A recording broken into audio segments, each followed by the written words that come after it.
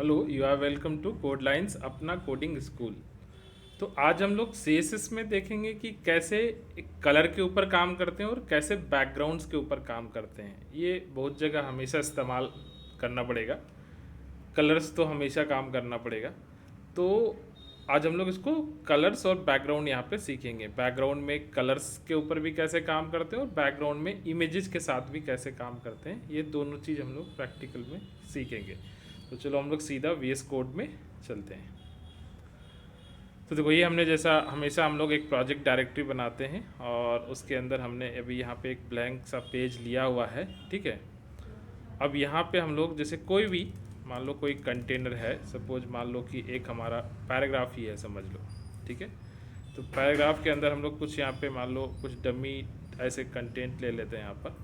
ठीक है, अब इसके हम लोग इसके ऊपर कलर, अब कलर जैसे दो तरह का होता है। जैसे अभी देखो, यदि हम ये जो सेलेक्टेड एरिया है ना, इसका यदि हम बात करें तो अभी देखो यहाँ पे ब्लू जो है वो बैकग्राउंड कलर है और वाइट जो है वो टेक्स्ट का कलर है, या उसको हम लोग फॉरग्राउंड कलर भी बोलते हैं। ठीक है, तो यदि हम लोग बैकग्राउंड के ऊपर काम करेंगे तो यहाँ पे CSS का बैकग्राउंड हाइफन कलर एट्रीब्यूट आएगा, और यदि हम लोग फॉरग्राउंड के ऊपर काम करेंगे तो कलर एट्रीब्यूट आएगा। तो ये दो एट्रीब्यूट हम लोग यहाँ पे कलर के लिए इस्तेमाल करते हैं। ठीक है, तो यहाँ CSS लिखने के लिए सबसे पहले तो हम लोग क्या करते हैं, ये एक स्टाइल टैग ले लेते हैं हम लोग। ये हम लोग पहले भी बात किए हैं कि स्टाइल, उसके अंदर टाइप लेंगे जिसमें टेक्स्ट स्लैश CSS रहेगा, और एक रेल लेंगे उसमें स्टाइल सीट रहेगा। ठीक है, अब यहाँ पे हम लोग सपोज इस पैराग्राफ के ऊपर कलर डालना चाहते हैं, तो हम लोग यहाँ पे क्या करेंगे, टैग के ऊपर CSS लिखना है तो हम लोग सीधा क्या करते हैं, टैग का नाम लेते हैं। ठीक है, और यहाँ पे हम लोग CSS लिखना स्टार्ट कर देते हैं। अब मान लो इस पैराग्राफ के अंदर हमको क्या करना है कि इसका बैकग्राउंड में कलर डालना है, तो हम लोग यहाँ पे सिंपली क्या करेंगे, बैकग्राउंड कलर। ठीक है, यहाँ पे बैकग्राउंड कलर। अब यहाँ पे बैकग्राउंड में हमको जो भी कलर चाहिए वो हम लोग यहाँ पे डाल सकते हैं। सपोज हम लोग अब यहाँ कलर डालने का दो तरीका है। पहला, या तो हम लोग सीधा कलर का नाम डाल सकते हैं, जैसे मान लो यहाँ पे हम लोग डाल दिया येलो। ठीक है, तो एक तो सिंपल तरीका हो गया कि इस तरीके से हम लोग कलर का यहाँ पर नेम डाल सकते हैं, तो भी हमारा हो जाएगा। और दूसरा, हम लोग यहाँ पे फॉरग्राउंड का एक तो के कलर का नाम डालेंगे, और दूसरा हम लोग कलर का कोड भी डाल सकते हैं। जैसे मान लो येलो है तो येलो के लिए हम लोग येलो का कलर कोड जो हमने पढ़ा है लास्ट सेशन में, ठीक है, पिछले क्लासेस में, तो वहाँ पे हम लोग कलर कोड बनाने के लिए सीखे हैं। ठीक है, तो वहाँ पे हम लोग देखे थे कैसे हम लोग येलो कलर बनाते हैं, तो वहाँ पे हम लोग देखे थे कि नहीं हैज़, फिर इस तरीके से FF0। ठीक है, यहाँ पर हम लोग दो तरीके का कलर कोड था, एक 6 डिजिट का था और एक 3 डिजिट का था। अभी हम लोग 3 डिजिट का यहाँ पर यूज़ कर रहे हैं, तो कलर कोड भी इस्तेमाल कर सकते हैं और प्लस कलर का नाम भी इस्तेमाल कर सकते हैं, जैसा हमारा कन्वीनियंट के हिसाब से। अब उसके बाद यदि हमको यहाँ पे कलर चेंज करना है तो हम लोग यहाँ पे क्या करेंगे, इस तरीके से कलर एट्रीब्यूट लगाएंगे और यहाँ पे हम लोग कलर चेंज करेंगे। अब जैसे मान लो येलो, येलो के ऊपर हमको रेड लिखना है, तो रेड का कलर कोड हमारे पास क्या हो जाएगा, F00। ठीक है, तो ये हमारा क्या हो जाएगा, रेड हो जाएगा। तो ये हमने क्या किया, टेक्स्ट का कलर भी चेंज कर दिया और उसका बैकग्राउंड का भी कलर चेंज कर दिया। अब इसको हम लोग देख रहे हैं सिंपली रन करा करके कि हुआ है कि नहीं हुआ है। ठीक है, अब यहाँ वापस हम लोग इसको एक बार रन कराते हैं पेज को। देखो, ये हमारा बैकग्राउंड का कलर आ गया। ठीक है, और ये हमारा फॉरग्राउंड का कलर रेड आ गया। बैकग्राउंड में हमने येलो डाला था और फॉरग्राउंड जो हमारा टेक्स्ट का कलर था, फॉर्मेट फॉन्ट का जो कलर था, वो हमारा यहाँ पर हमने रेड रखा था। तो इस तरीके से हम लोग कलर बैकग्राउंड और फॉरग्राउंड दोनों का बदल सकते हैं। ये दो एट्रीब्यूट हमारा काम आएगा। ठीक है, अब यहाँ पर इसी तरीके से, ठीक है, मान लो कि हमारे पास इसी पैराग्राफ के अंदर, जैसे अभी बैकग्राउंड में हमने क्या किया है, यहाँ पर कलर रखा है। अभी हम लोग यदि चाहते हैं कि नहीं सर, यहाँ पे हम लोग क्या करते हैं ना, बैकग्राउंड के अंदर एक इमेज लगा देते हैं। ठीक है, तो हम लोग वो भी लगा सकते हैं। तो अभी हम लोग क्या करते हैं, थोड़ा सा पैराग्राफ को बड़ा कर देते हैं यहाँ पर। ठीक है, यहाँ पे हम लोग एक और लोरेम ले लेते हैं यहाँ पर, और कुछ डमी कंटेंट डाल देते हैं। ठीक है, यहाँ पर और डाल देते हैं एक दो। ठीक है, तो इस तरीके से अब ये हमारा थोड़ा सा पैराग्राफ बड़ा हो गया। अब मान लो कि हमको बैकग्राउंड में कोई इमेज लेना है, तो सपोज हम लोग क्या करते हैं, कहीं से एक इमेज निकाल लेते हैं। चलो यहाँ पे हम लोग क्या करते हैं, गूगल से एक इमेज निकाल लेते हैं, ठीक है। और यहाँ पे गूगल में हम लोग जाते हैं और यहाँ पे हम लोग बैकग्राउंड यहाँ पर ले लेते हैं, ठीक है। अब जैसे यहाँ पे हम लोग बैकग्राउंड ले लेते हैं और यहाँ पे इमेजेस में चले गए और यहाँ पे हम लोग कोई भी एक इमेज यहाँ पर सेलेक्ट कर लेते हैं सपोज, ठीक है। चलो मान लो कि हम लोग क्या करते हैं, कोई भी एक इमेज ले लेते हैं।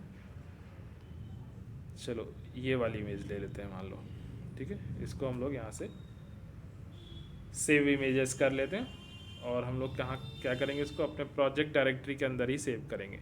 तो हमारा प्रोजेक्ट कहाँ पे है, डेस्कटॉप के अंदर हमने एक फ़ोल्डर बना रखा है लर्न CSS, इसके अंदर इमेजेस, और इमेजेस के अंदर हम लोग यहाँ पे, अच्छा यहाँ थोड़ा सा दिक्कत है, ये हमें JPG या PNG फाइल चाहिए। तो अभी देखो यहाँ पे हमारे पास फाइल AVIF फाइल है, तो अभी ये इमेज हम लोग छोड़ देते हैं, कोई दूसरा इमेज लेते हैं, ठीक है। तो ये थोड़ा ध्यान रखना पड़ेगा। अभी हम लोग यहाँ पे मान लो ये वाली इमेज रख लेते हैं, ठीक है। इसको हम लोग यहाँ पे फिर से सेव इमेजेस करते हैं।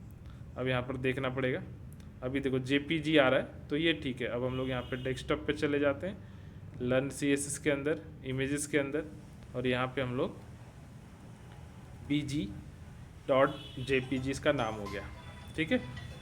अब यहाँ पे हम लोग, ये आ गया हमारे पास, ठीक है। तो अभी हम लोग इस इमेज को हम लोग क्या करेंगे, पैराग्राफ के बैकग्राउंड में लगाएंगे, ठीक है। तो अभी कैसे लगाएंगे, ठीक है। देखो इमेजेज हमारा यहाँ पर आ गया होगा, ठीक है।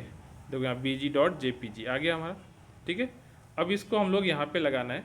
तो यहाँ पे लगाने के लिए अब हम लोगों को क्या करना पड़ेगा, अब हम लोग यहाँ पे बैकग्राउंड में जो येलो कलर है, वो येलो कलर को हम यहाँ पे हटा देते हैं, ठीक है। येलो कलर हटा दिया।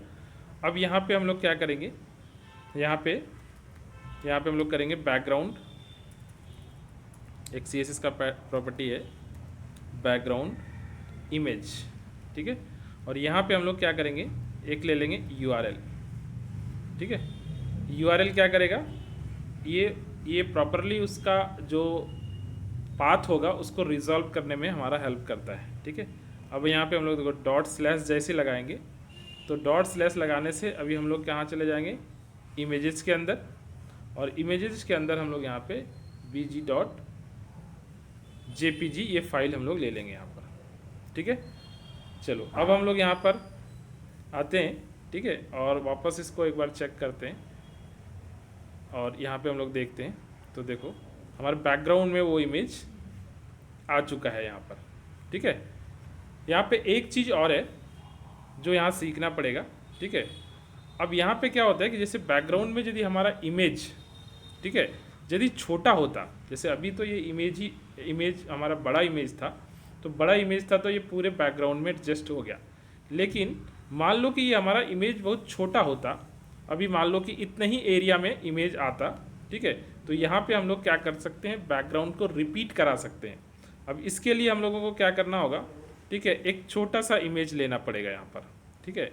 जैसे यहाँ पे हम लोग क्या करते हैं कि कोई बैकग्राउंड, ठीक है, जैसे हम लोग यहाँ पे छोटा ले लेते हैं, कुछ भी स्मॉल इमेज कुछ ऐसा ढूंढते हैं, यदि कुछ ऐसा मिल जाए, ठीक है। तो यहाँ पे छोटे साइज़ के यदि हमें कुछ इमेजेस हमें मान लो मिलते हैं, ठीक है। तो सपोज ये मान लो इमेज हमें मिला, ठीक है। जैसे ये मान लो ये इमेज है हमारा, ठीक है, ये छोटा इमेज है। अब हम इसको वापस सेव इमेज एज कर लेते हैं, ठीक है। और इसको हम लोग, ये PNG फाइल है तो इसको भी हम लोग, ठीक है, कहने का मतलब वहीं पर रखेंगे और इमेजेस फोल्डर के अंदर ही हम लोग इसका नाम रख देते हैं bg1, ठीक है, इसका दूसरा नाम रख देते हैं।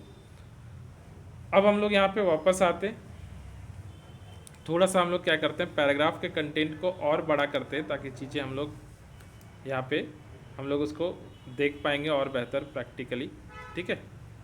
तो यहाँ पे हम लोग कुछ क्या करते हैं, थोड़ा सा और पैराग्राफ को बड़ा कर देते हैं यहाँ पर, ठीक है। अब ये थोड़ा काफ़ी बड़ा हो गया।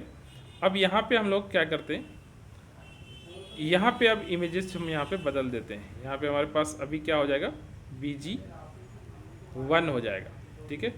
यहाँ पे हम लोग वापस आ जाते हैं और यहाँ पे हम लोग डॉट स्लैश इमेजेस के अंदर जाएंगे। अब यहाँ पे bg1.png ये ले लेंगे हम लोग, ठीक है।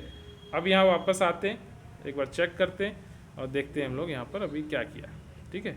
तो देखो यहाँ पे बैकग्राउंड तो आया, ठीक है।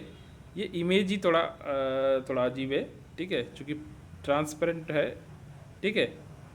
तो यहाँ से समझ में नहीं आ रहा है प्रॉपर, ठीक है। तो एक ऐसा इमेज होना है जो थोड़ा सा डार्क बैकग्राउंड रहे। हम लोग कोई डार्क बैकग्राउंड का कुछ ले लेते हैं, तब ज़्यादा क्लियर समझ में आएगा, ठीक है। तो चलो मान लो कि हम लोग ये वाली इमेज ले लेते हैं, ठीक है। और इसको हम लोग यहाँ से वापस से सेव इमेज एज कर लेते हैं, ठीक है। और ये JPG है हमारा, ठीक है। यहाँ पे BG इसका हम लोग कर देते हैं 3 कर देते हैं, ठीक है। BG 3 कर देते हैं। अब यहाँ पे हम लोग कोड में वापस आते हैं और यहाँ पे हम लोग क्या कर देते हैं, BG 3 को सेलेक्ट कर लेते हैं इस बार। यहाँ पर हम लोग डॉट स्लैश इमेजेस के अंदर bg3.jpg, ठीक है। इसको हम लोग ये यहाँ पे ऐसा बंद भी करेंगे, ठीक है। अभी हम यहाँ वापस आते हैं, वापस आने के बाद फिर से एक बार पेज में जाते, ठीक है। अभी देखो ये बैकग्राउंड आया नहीं आया, एक मिनट। यहाँ पे हम लोग वापस से आते हैं URL, और URL के अंदर हम लोग डॉट स्लैश इमेजेस के अंदर bg3 ले लेते हैं, ठीक है। और यहाँ सेमीकोलन लगा देते हैं ऐसा, ठीक है। अब यहाँ वापस आते हैं, इसको पेज को हम लोग रिफ्रेश करते हैं, ठीक है। देखो ये आ गया हमारा, ठीक है। तो अभी ये क्या है ना कि इमेज, देखो अभी हमारा क्या हो रहा है कि ये जो इमेज है यदि मान लो छोटा रहता है तो यहाँ पे हम 2 एट्रीब्यूट है, ठीक है। वो एक होता है यहाँ पे हमारे पास बैकग्राउंड रिपीट, यहाँ पे क्या होता है हमारे पास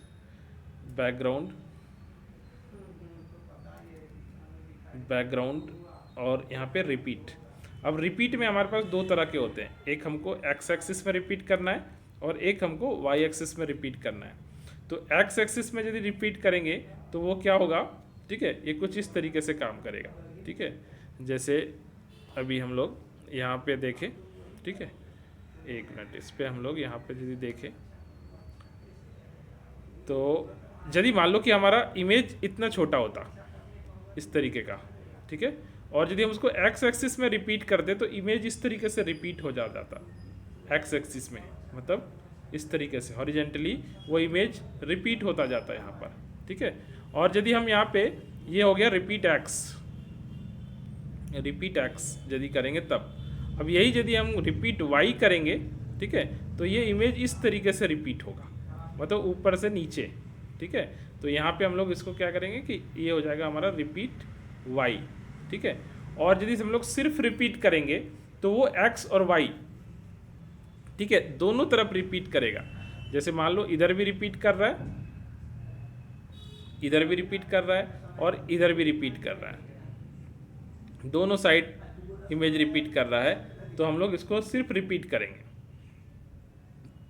मतलब उसको ये नहीं बताएंगे कि x एक्सिस पे रिपीट करना है कि y एक्सिस पे रिपीट करना है।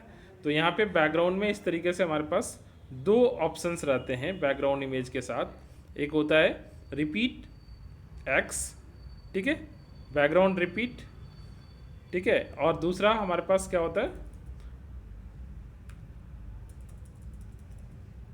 बैकग्राउंड रिपीट, हम लोग y दोनों कर सकते हैं, या फिर हम लोग बैकग्राउंड रिपीट सिर्फ रिपीट कर सकते हैं। ये तीनों ऑप्शन हमारे पास यहाँ पे रहता है। तो इस तरीके से, ठीक है, जैसे एक हो गया हमारे पास यहाँ पे बैकग्राउंड रिपीट, अब देखो यहाँ पे x, यहाँ पे y, और यहाँ पे एक में सीधा रिपीट डालेंगे। तो रिपीट डालेंगे तो क्या होगा कि दोनों तरफ वो रिपीट करेगा, x और y में दोनों, मतलब इधर वर्टिकली भी, मतलब इधर हॉरिजेंटली भी और वर्टिकली भी, दोनों तरफ रिपीट करेगा।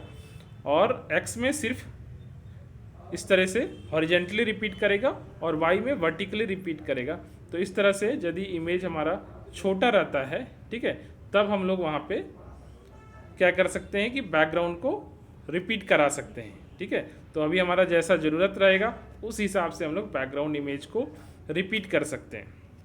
कभी कभी क्या होगा कि नहीं रिपीट नहीं कराना है, बट जो इमेज हमारा है उसी इमेज को हम लोग को क्या करना है, ठीक है, उसको हम लोग को स्ट्रेच कर देना है, मतलब पूरा फैला देना है। ठीक है, तो यहाँ पे हम लोग उस केस में, ठीक है, क्या कर सकते हैं, जैसे यहाँ पे हम लोग बैकग्राउंड, ठीक है, और यहाँ पे जैसे बैकग्राउंड का आप यहाँ पे विड्थ और हाइट भी देख सकते हो।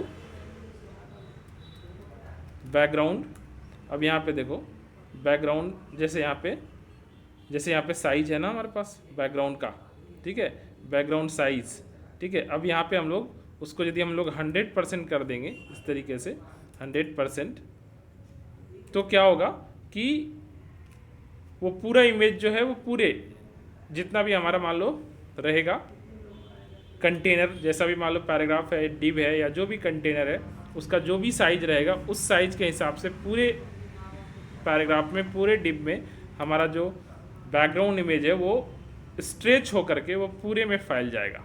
ठीक है, तो इस तरीके से हम लोग बैकग्राउंड इमेज को स्ट्रेच भी कर सकते हैं, रिपीट भी कर सकते हैं एक्स एक्सिस में, वाई एक्सिस में, या दोनों एक्सिस में। ठीक है, और बैकग्राउंड में कलर भी लगा सकते हैं, और बैकग्राउंड पे हम लोग चाहे तो इमेज भी लगा सकते हैं, जैसा हम लोग चाहें तो ज़रूरत के हिसाब से हम लोग लगा सकते हैं। ठीक है, तो आज हमने देखा कि किस तरीके से कलर्स के ऊपर और बैकग्राउंड के ऊपर काम करते हैं। अब हम लोग आगे के लेसन में फिर दूसरा चैप्टर देखेंगे। So keep learning and keep growing.